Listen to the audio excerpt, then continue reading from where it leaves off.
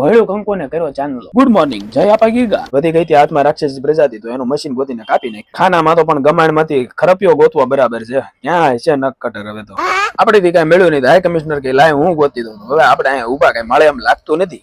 5 મિનિટની માથાકૂટ પછી છેલ્લે આપણને મળ્યું નક કટર. ખુશ છું જાજ, વધારે ખુશ છું. પછી બે જાય હિંડોળા નખ કાપવા આવી જાય ઘરે ને અહીંયા તો પણ બે બેનો બાતતી જ હોય રોય. જો આ સિપાહી તો હાર માની ગયા.